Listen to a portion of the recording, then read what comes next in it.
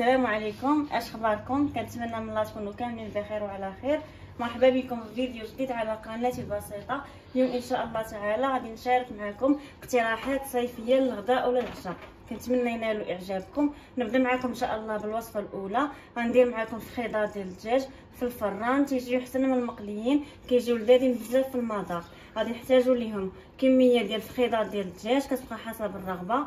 بالنسبه للتوابل عندنا معلقه عامره ديال التحميره، معلقه عامره ديال السكينجبير، القليل من السودانيه اللي كتبقى حسب الرغبه، عندنا معلقه صغيره ديال الثومه غبره، عندنا شويه ديال الزعتر والازير، تقدروا ديروه جاف اولا بحال هكا طري، وعندنا جوج فصوص ديال الثومه محكوكين، الملحه حسب الذوق، معلقه صغيره ديال الابزار، عصير حامضه، ومعلقه مع مراج ديال الطماطم مركزه. نبدا معكم في طريقه التحضير. اول حاجه كنوضعوا التوابل اللي عندنا هنايا والزعتر والازير. بسم الله.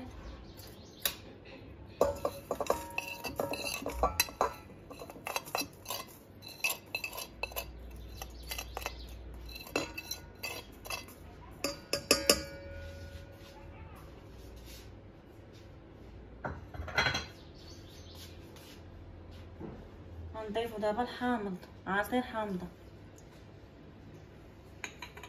ومعلقه مع مراج ديال الطماطم المصبره.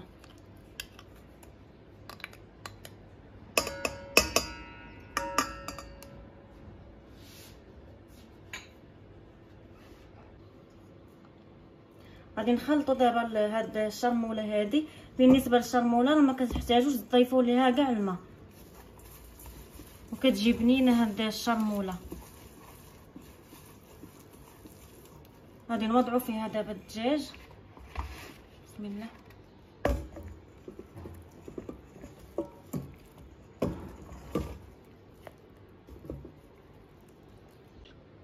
بسم الله. غادي نخلطوا دابا الدجاج مع هاد الشرموله هادي. غادي نخلطوا دابا الدجاج مع هاد الماغيناد. كتجي هاد الماغيناد ديالو زوينه، نتمنى تجربوها. ضروري نشرملو الدجاج مزيان ونخليوه يرتاح على الاقل واحد الساعه ولا ساعه ونص، وتخليه مزيان يرتاح. قد ما بقى في هاد الشرموله قد ما كيجي بنين. غطيت الدجاج ديالنا بالبلاستيك الغذائي. غادي ندوز دابا ان شاء الله باش نحضر معكم البطاطا في الفرن، حتى هي كتجي زوينه. نخليو الدجاج ديالنا يرتاح ونرجع لكم ان شاء الله. بالنسبه للبطاطا كنحتاجوا ليها كميه ديال البطاطا اللي قطعتها هكا على شكل فريت. بالنسبه للتوابل عندنا الزعتر، تقريبا معلقه عامره ديال الزعتر، ربع معلقه ديال السودانيه اللي كيبغي الحار، اللي ما كيبغيش يستغنى عليه. عندنا الملحه اللي كتبقى حسب الذوق، معلقه صغيره ديال الثومه غبره اللي تقدروا تعوضوها بفصيص ديال الثومه محكوك يكون كبير، وعندنا معلقه عامره ديال التحميره، وعندنا بطبيعه الحال زيت الزيتون. نبداو على بركه الله في الطريقه. غادي نضيفوا دابا التوابل على البطاطا. بسم الله.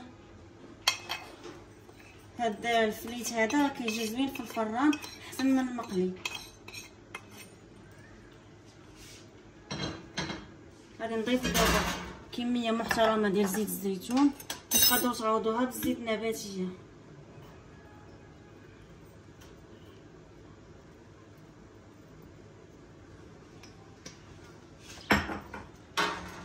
غادي نخلطوا الفريت ديالنا.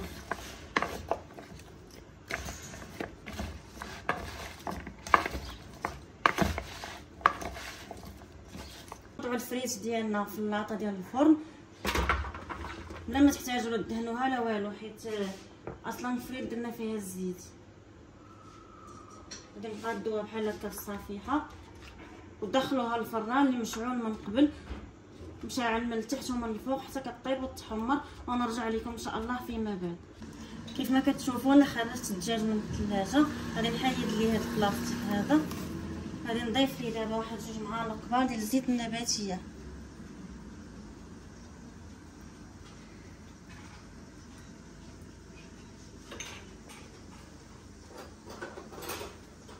غادي نستف دابا الدجاج في اللاطه اللي مفرشه عليها الورق. بسم الله.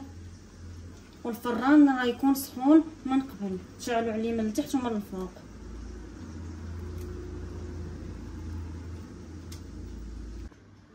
رجعت معاكم باش نقادم معاكم سلطه اولا زعلوك ديال الدنجال.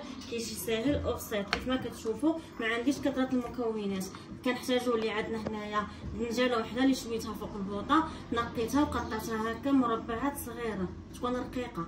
عندنا هنايا بصيله وحده اللي مقطعه رقيقه كيف ما كتشوفوا، ضروري تكون مشلطه رقيقه. بالنسبه للتوابل عندنا الملحه حسب الذوق، عندنا معلقه عامره ديال الكمون والزيت المخلطه بين زيت الزيتون والزيت النباتيه، تقريبا بيناتهم 2 معالق كبار.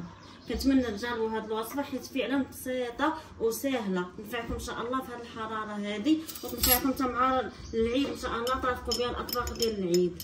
كيف ما كتشوفوا كنديروا جميع المكونات في خطره واحده، البصله، الكمون، الملحه والزيت.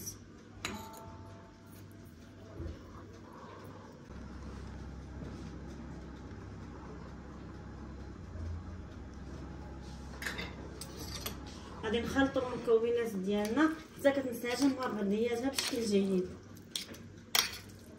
هاد الوصفه هذه راه كتجي لذيذه بزاف وسهله، لا ما نحتاجوا لا نشفروا الدنجال لا حتى شي حاجه.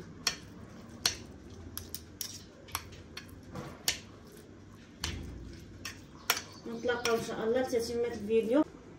الشكل النهائي ديال الاطباق ديال اليوم، شوفوا ما شاء الله كيفاش كيجيو. الدجاج كيجي محمر وكيجي بنين، كنأكد لكم على بنين، كيجي بنين وكيجي احسن من المقلي. البطاطا حتى هي كيف ما كتشوفوا كتجي بنينه وكتجي سهله. انا رافقتهم هنايا بعصير، نتوما رافقوا باش ما بغيتو، ودرت هنايا هاد لاصوص هادي فيها غير الموطارد مع الكاتشوب خلطتهم، ودرت فيهم شويه ديال الهريسه كتجي زوينه ترافقوا بها الفريت.